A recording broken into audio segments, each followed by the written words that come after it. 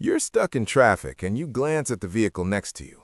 It's a brand new luxury truck, gleaming under the sun, loaded with every feature imaginable. The kind of vehicle that costs more than what most people earn in an entire year. And here's what's wild. The person behind that wheel is probably struggling to afford groceries this week. Sound crazy? It's happening millions of times across the country right now. In 2026, the average car payment has reached levels that financial experts from just 15 years ago would call impossible. We're talking about monthly payments that exceed rent, stretch longer than most marriages, and trap people in a financial cycle they can't escape. So, how are ordinary people, teachers, nurses, retail workers, driving vehicles that cost $70, $80, even $90,000? The answer isn't what you think, and understanding this system could be the difference between building wealth and destroying it for the next decade of your life. Before we pull back the curtain on this financial phenomenon, let's be clear about what we're really dealing with here. This isn't a story about rich people buying expensive cars. This is about working-class Americans who've been caught in a carefully designed trap, one that makes financial disaster feel like success. The automotive industry has perfected something remarkable and terrifying. They've figured out how to convince people making $40,000 a year that they can afford a $65,000 truck. Not because the math works, it absolutely doesn't, but because they've created an entire ecosystem designed to make impossible payments seem possible. If you've ever wondered how your coworker affords that massive SUV while complaining about credit card debt, or how your neighbor bought a vehicle that costs more than their house down payment, you're about to discover the truth. Once you see how this system works, you'll never look at car dealerships the same way again. Let's start with a number that should make you pause. The average new car payment in America has crossed the $900 threshold. $900 every single month for years. That's not for exotic sports cars or ultra-luxury vehicles. That's the average payment for what most people consider a normal car purchase. When you narrow it down to trucks and SUVs, which now make up over 70% of new vehicle sales, the numbers become even staggering.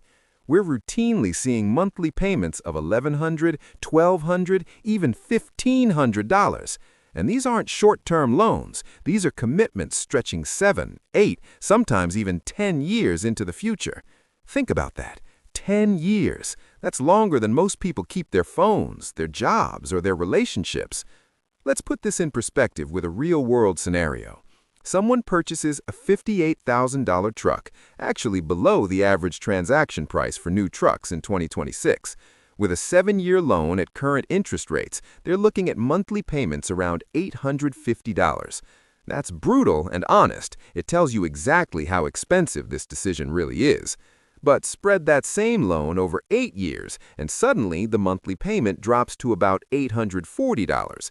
Still substantial, but now it enters the realm of maybe I can make this work. The number feels manageable, which is exactly the point. Here's what most buyers don't calculate. That 8-year loan means paying over $80,000 total for the truck, compared to about $65,000 with the 4-year loan. That's an extra $15,000 just for the privilege of lowering the monthly payment. You're literally paying the price of a decent used car just to make the math seem more comfortable. But the real nightmare kicks in around year 5 or 6. At that point, the truck has depreciated significantly, probably worth $30,000 or less, but the owner still owes $40,000 on the loan. They're underwater, trapped in negative equity with no escape route that doesn't involve writing a massive check. Here's how the trap works in practice. Someone buys a new truck with a 7-year loan. 3 or 4 years in, they're tired of it. Maybe it's got some wear. Maybe their neighbor bought something newer. Maybe the dealer sent them a tempting upgrade offer in the mail. So they head back to the dealership. The salesperson runs the numbers. You owe $38,000 on your current loan, but your truck is only worth $27,000 in trade. You're upside down by $11,000. A rational person might say, well, I guess I'm keeping my truck until I pay it off. But the automotive industry has a solution. They roll that negative equity into the new loan. The customer wants a $65,000 truck this time. The dealer simply adds that $11,000 deficit into the new loan. Now they're financing $76,000. Spread that over another 7 years, and the monthly payment might be close to what they were paying before. The customer thinks they're getting a great deal because their payment barely increased and they're driving something brand new. But here's the reality. They're now paying for 3 trucks at once. They're still paying for the original truck they no longer own. They're paying for the current truck they just traded in, and they're paying for the new truck they're driving off the lot. This creates what I call the automotive hamster wheel. Every few years, they repeat the process, rolling more negative equity into larger loans, creating a perpetual debt machine that the dealership absolutely loves. Once someone is trapped in the negative equity cycle, they become a captive audience. They can't afford to break free because doing so would require writing a check for thousands of dollars. I've seen cases where people are paying for 4 or 5 previous vehicles rolled into their current loan. They're driving a $60,000 truck but financing $95,000. The math becomes so divorced from reality that it stops making sense, but the monthly payment still gets approved. This system only works because of something even more powerful than financial engineering, psychological manipulation that would make a marketing professor weep with admiration. The automotive industry has spent billions of dollars and decades of research figuring out exactly how to tap into human psychology and convert it into loan signatures. They don't sell transportation anymore. They sell identity, status, success, and self-worth. Think about truck commercials. They don't show you someone using the truck to haul plywood or tow a trailer. Instead, they show rugged individuals conquering mountains, fording rivers, and living an adventure-filled life that looks nothing like sitting in traffic on your commute to an office job. The message is clear. This truck isn't just a vehicle, it's a statement about who you are. You're capable, you're successful, you're the kind of person who could climb a mountain, even if the closest you get to off-roading is parking on grass at your kid's soccer game. This emotional manipulation makes it nearly impossible to have a rational conversation about car payments. When someone suggests you could save $600 a month by driving a reliable used sedan, they're not hearing a practical financial strategy. They're hearing an attack on their identity and success. The truck has become so intertwined with their self-image that questioning the financial wisdom feels like questioning their worth as a human being. The industry knows this. They've weaponized it, and it works brilliantly. So let's talk about what these massive car payments actually mean in practice. The money has to come from somewhere, and for most people, it doesn't magically appear. I've talked to countless people trapped in this cycle, and the stories are remarkably similar. They're restructuring their entire financial lives around a vehicle payment. Some are living in smaller apartments or with roommates well into their 30s, sacrificing living space and privacy to afford their dream truck. They're eating cheap meals at home every night while their $45,000 SUV sits in the parking lot. They're skipping vacations, avoiding restaurants, and putting off other major purchases, all to support a car payment that consumes 25 to 35% of their take-home income. Others are taking on second jobs specifically to cover their vehicle expenses. They're driving for rideshare companies or delivering food on weekends, using their expensive truck to generate the income needed to pay for that same expensive truck. It's a bizarre form of automotive indentured servitude. I've seen people dip into retirement accounts or take loans against their 401k to make down payments or cover unexpected repair costs. They're borrowing from their future selves to fund current transportation fantasies, never calculating that they're potentially sacrificing hundreds of thousands in future wealth for a truck that'll be worth practically nothing in a decade. The credit card shuffle has become standard practice. People put maintenance, repairs, insurance, and fuel costs on high-interest credit cards to free up cash for their monthly car payment. They're using expensive debt to subsidize their transportation costs. Some are taking out personal loans or home equity loans to cover down payments or negative equity from previous vehicles. They're leveraging their homes, their primary wealth-building asset, to buy cars, which are depreciating liabilities. The financial logic is completely backwards. Insurance for a $60,000 truck costs dramatically more than insuring a $20,000 sedan. Full coverage with collision, comprehensive, and gap insurance can easily run $250 to $350 monthly. For families with multiple expensive vehicles and teenage drivers, insurance costs can approach $600 monthly. That's $7,000 per year just for the privilege of legally driving depreciating assets. Maintenance is another shock that catches people off guard. Modern trucks and SUVs are incredibly complex machines. When something breaks, and it will break, the repair bills can be staggering.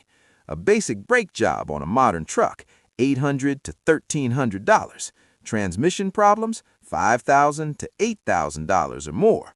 Major engine work, $10,000 to $15,000. Many people making extreme car payments have zero emergency fund for these inevitable repairs, which means they end up putting major maintenance on credit cards or taking out additional loans, creating yet another layer of debt. Fuel costs alone can approach what people used to pay for entire car payments.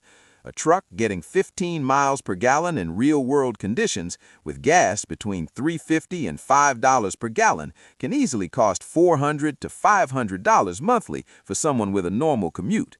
Let's run the complete numbers. Someone purchases a $60,000 truck with an 8-year loan at 6.5% interest. Monthly payment, $875. Over 8 years, they'll pay approximately $84,000 total for the truck. Add insurance at $275 monthly, $26,400 over 8 years. Factor in fuel at $400 monthly, $38,400 over 8 years.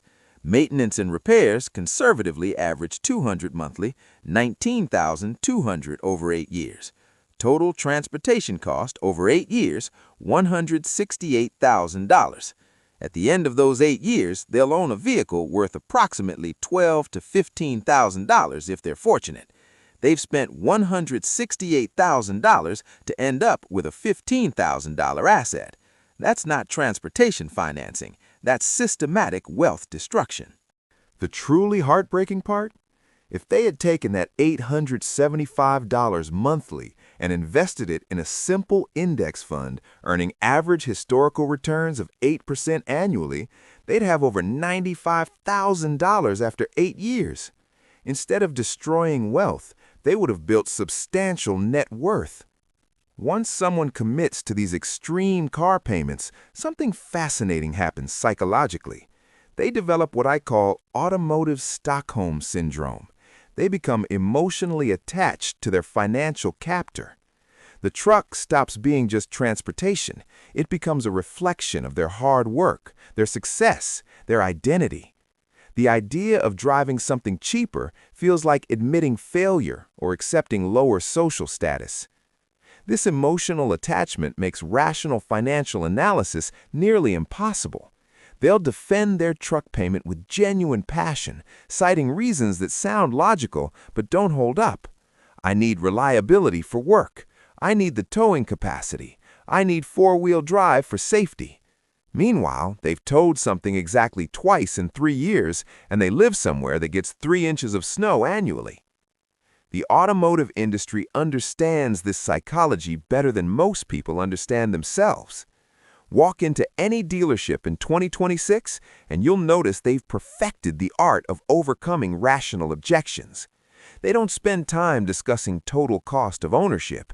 Instead, they focus on monthly payments, immediate gratification, and status. Worried the payment is too high? They'll extend the loan term. Concerned about reliability? They'll sell you an extended warranty you can finance. Nervous about depreciation? Don't worry, you'll probably want to trade up in a few years anyway. The sales process has been refined through decades of psychology research and millions of transactions. Every objection has a scripted response designed to make problems disappear, at least temporarily. So there you have it. The mystery of how people afford these insane car payments isn't really a mystery at all.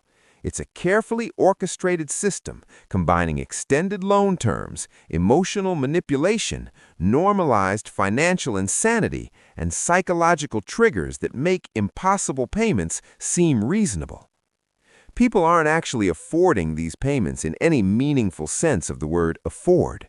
They're sacrificing their financial futures, restructuring their entire lives, and trapping themselves in debt cycles that can last decades, all for vehicles that lose value the moment they leave the lot. The next time you see someone driving a truck that costs more than the median home price in many markets, remember they're probably eating instant noodles for dinner to afford it. That spotless luxury SUV in the parking lot? The owner might be one unexpected expense away from financial catastrophe. Understanding this system isn't just about satisfying curiosity. It's about protecting yourself from making a financial decision that could derail your wealth building for the next decade. It's about recognizing that the automotive industry is incredibly sophisticated at separating you from your money while making you feel good about it. The reliable used car sitting in your driveway, the one with no payment attached to it, that's not a sign of failure. That's a sign of financial wisdom in a world that's lost its mind about car payments. Your net worth will thank you, even if your ego has to adjust. If this video helped you understand the real economics behind modern car buying, share it with someone who might need to hear this message. And remember, the best car payment is no car payment at all.